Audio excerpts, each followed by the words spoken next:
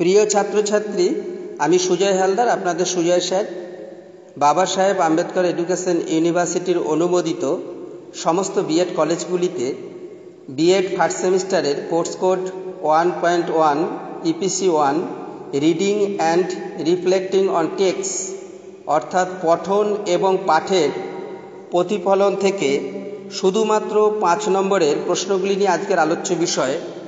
প্রথমেই লক্ষ্য করুন, 1 দাগের কোশ্চেনটি হল উদাহরণ সহযোগে আদর্শ পাঠের বৈশিষ্ট্যগুলি ব্যাখ্যা করুন। নেক্সট কোশ্চেন লক্ষ্য করুন 2 দাগে সরব ও নীরব পাঠের পার্থক্যগুলি কি কি। নেক্সট কোশ্চেন লক্ষ্য করুন 3 দাগে অস্বচ্ছ পাঠ এবং পুঙ্খানুপুঙ্খ পাঠ বলতে আপনি কি বোঝেন। নেক্সট কোশ্চেন লক্ষ্য করুন 4 দাগে ধারণাগত পঠন উদাহরণ সহযোগে ব্যাখ্যা করুন।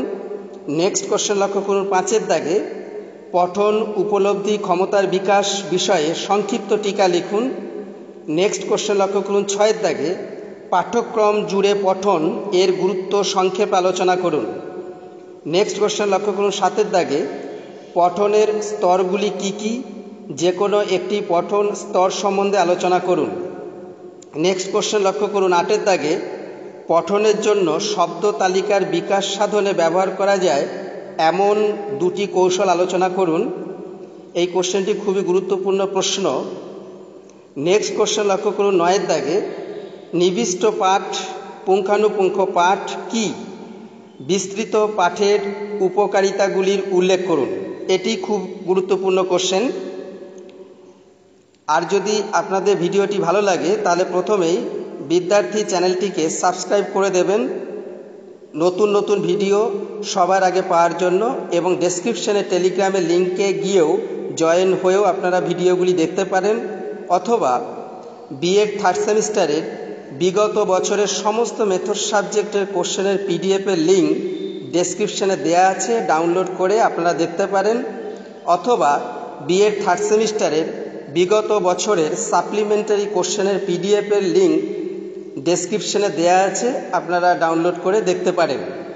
পরের কোশ্চেনটি লক্ষ্য করুন, 10 দাগের কোশ্চেনটি হল নীরব পাঠের বৈশিষ্ট্যগুলি উল্লেখ করুন, পঠনের অধিজ্ঞান সংক্রান্ত কয়েকটি দক্ষতার উল্লেখ করুন। এটিও খুব গুরুত্বপূর্ণ কোশ্চেন। নেক্সট কোশ্চেন লক্ষ্য করুন 11 দাগে পঠনের অবরোহ পদ্ধতিটি ব্যাখ্যা করুন, এই পদ্ধতির একটি উদাহরণ দিন। এটিও খুব গুরুত্বপূর্ণ কোশ্চেন। নেক্সট কোশ্চেন লক্ষ্য করুন 12 দাগে পঠনের যে কোনো 5টি বৈশিষ্ট্য সংক্ষেপে আলোচনা করুন। নেক্সট কোশ্চেন লক্ষ্য করুন 13 দাগে পাঠ্যক্রমে ব্যাখ্যামূলক পাঠের গুরুত্ব লিখুন। নেক্সট কোশ্চেন লক্ষ্য করুন 14 দাগে পাঠন উপলব্ধি ক্ষমতা বিকাশের জন্য 2টি কৌশল আলোচনা করুন। এই কোশ্চেনটিও খুব গুরুত্বপূর্ণ কোশ্চেন। নেক্সট কোশ্চেন লক্ষ্য করুন 15 দাগে আক্ষরিক পঠন কি, আমরা কেন সশব্দে পড়ি, পঠনের সমস্যাগুলির উল্লেখ করুন। নেক্সট কোশ্চেন লক্ষ্য করুন 16 দাগে বর্ণনাধর্মী পাঠের 2টি দিক ব্যাখ্যা করুন। নেক্সট কোশ্চেন লক্ষ্য করুন 17 দাগে প্রাসঙ্গিক দৃষ্টান্ত সহযোগে ব্যাখ্যা করুন প্রত্যাশিত মানসিক চেতনা।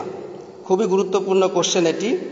নেক্সট কোশ্চেন লক্ষ্য করুন 18 দাগে অস্বচ্ছ পাঠ ও পুঙ্খানুপুঙ্খ পাঠের মধ্যে পার্থক্য নিরূপণ করুন। এটিও খুব গুরুত্বপূর্ণ কোশ্চেন। নেক্সট কোশ্চেন লক্ষ্য করুন 19 দাগে পঠনের সমস্যাগুলি সংক্ষেপে আলোচনা করুন।